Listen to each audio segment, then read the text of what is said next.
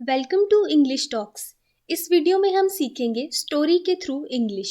यहाँ पर आप देख सकते हैं हमने थर्स्टी क्रो की स्टोरी ली है।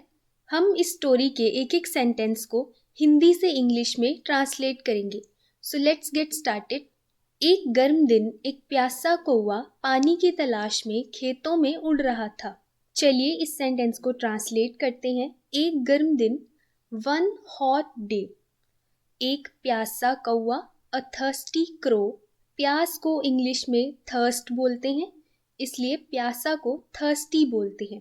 पानी की तलाश में खेतों में उड़ रहा था। Flu all over the fields looking for water.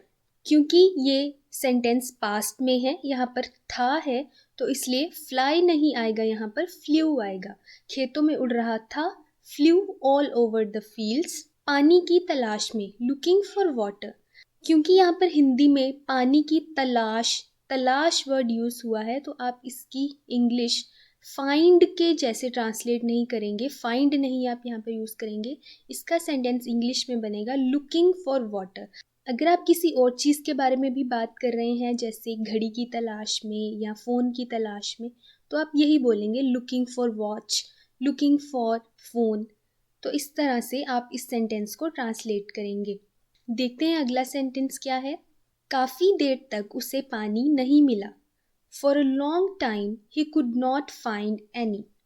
इस सेंटेंस में आप he could not find water भी यूज़ कर सकते थे, लेकिन कुड नॉट फाइंड एनी ज़्यादा अच्छा साउंड करता है, क्योंकि वो पिछले सेंटेंस से कनेक्ट हो जाता है। फिर for a long time he could not find any, इससे हमें पता चल जाता है कि उसे बहुत देर तक पानी नहीं मिला, क्योंकि पिछले सेंटेंस से हमें ये पता चल गया था कि वो पानी की तलाश कर रहा है। तो इसलिए इस सेंटेंस में अगर हम वाटर वर्ड नहीं भी यूज़ करेंगे तो भी हमें पता चल जाएगा कि यहाँ पर वाटर की ही बात हो रही है। तो आप इस सेंटेंस को इस तरह से ट्रांसलेट कर सकते हैं। वह बहुत कमज़ोर महसूस कर रहा था, लगभग सारी उम्मीद खो चुका था। He felt very weak, almost lost all hope. इस सेंटेंस में भी आप देख सकते हैं कि ये सेंटेंस पास्ट में है, हिंदी में था वर्ड यूज़ किया गया है, तो इसलिए ही फील की जगह ही फेल्ट वेरी वीक आएगा, और उसके साथ ऑलमोस्ट लॉस्ट ऑल होप, सारी उम्मीद खो चुका था। लगभग को इंग्लिश में ऑलमोस्ट कहते हैं और उम्मीद को होप कहते हैं। तो इसलिए आप इस तरह से इसे ट्रांसलेट करेंगे। और ये लॉस्ट आप यहाँ पर देख सकते हैं क्योंकि ये पास्ट में है, तो जैसे फील की जगह फेल्ट आया, उसी तरह से लूज की जगह यहाँ पर लॉस्ट आया है। देखते हैं अगला सेंटेंस। अचानक उसने पेड़ के नीचे एक पानी का जग देखा। Suddenly he saw a water jug below the tree. अगर आप कहना चाहते हैं किसी चीज़ के नीचे, तो आप बिलो वर्ड यूज़ करेंगे, जैसा कि इस सेंटेंस में यूज़ किया गया है। वह सीधे उड़कर गया और देखने लगा कि अंदर पानी है या नहीं। He flew straight down to see if there was any water inside. इस सेंटेंस से आपको इस बात की कंफ्यूजन नहीं होनी चाहिए कि इसमें तो था वर्ड यूज नहीं हुआ है, तो कैसे पता चलेगा कि ये सेंटेंस पास्ट में है या प्रेजेंट में। आप इस बात से अंदाज़ा लगा सकते हैं कि ये सारी स्टोरी पास्ट में चल रही है। इसमें हर सेंटेंस पास्ट की ही बात कर रहा है कि एक कौवा था, उसको प्यास लगी थी, उसको ऐसे ऐसे पानी मिला। तो ये सारी स्टोरी पास्ट की है, तो इसलिए इसका हर सेंटेंस जब आप ट्रांसलेट करेंगे तो इसे पास्ट में ही ट्रांसलेट करेंगे। इसीलिए यहाँ पर फ्लाई की जगह फ्लू आया है। सीधे उड़कर गया, he flew straight down to see if there was any water inside. अब यहाँ पर डाउन वर्ड क्यों आया है, आप इस बात से कंफ्यूज ना हो कि जो हिंदी में सेंटेंस है उसमें नीचे वर्ड तो यूज़ हुआ नहीं, तो इंग्लिश में डाउन क्यों आया है। तो क्योंकि आप ये अंदाज़ा लगा सकते हैं कि कौवा हमेशा ऊपर ही उड़ता है, आसमान में उड़ता है, तो पानी का जग नीचे ज़मीन पर था, तो वो नीचे ही उड़कर आया होगा। इसलिए यहाँ पर डाउनवर्ड अपने आप आ गया। He flew straight down to see if there was any water inside. देखने के लिए कि क्या उसमें पानी है या नहीं। हाँ, उसे जग के अंदर कुछ पानी दिखाई दे रहा था।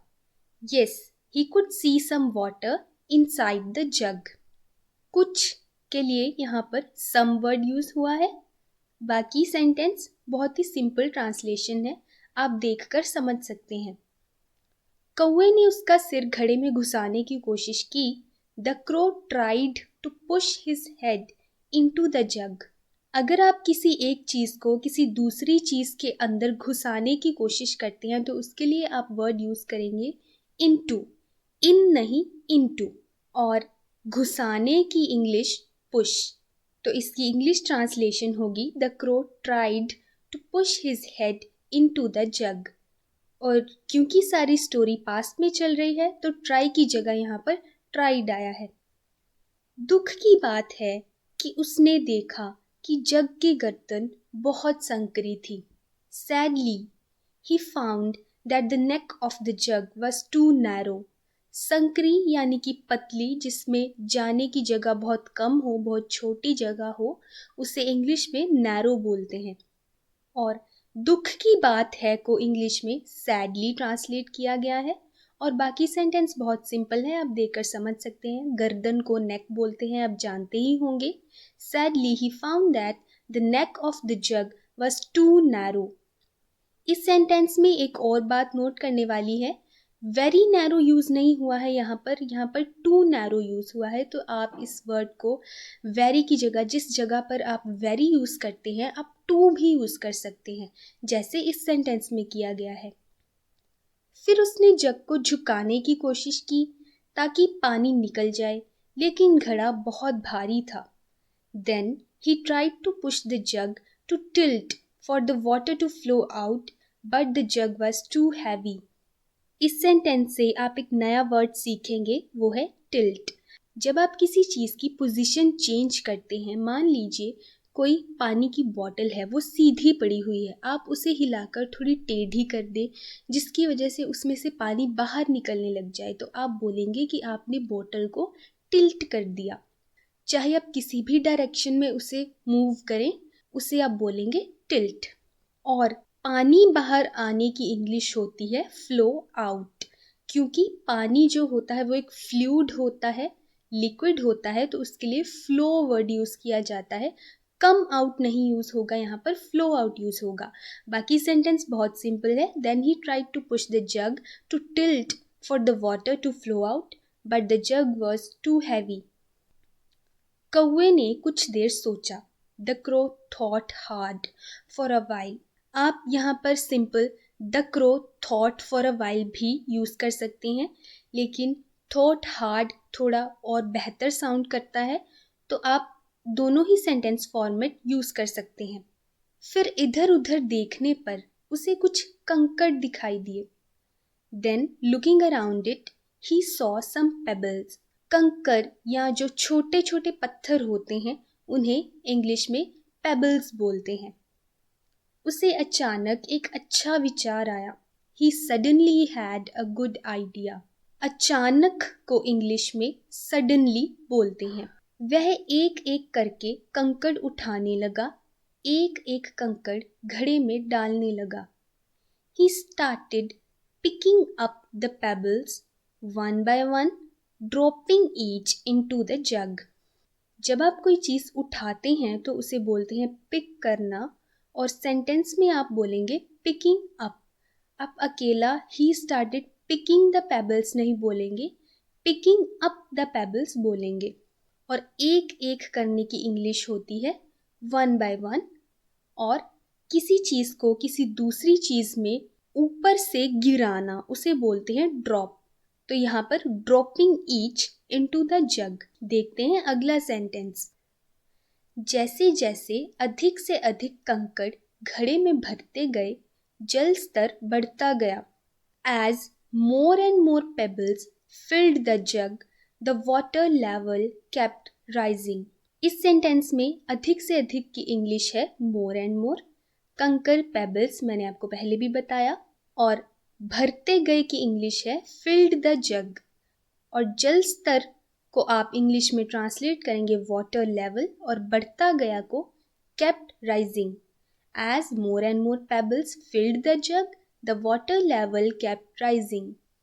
जल्द ही कौवे के पीने के लिए पानी काफी अधिक हो गया।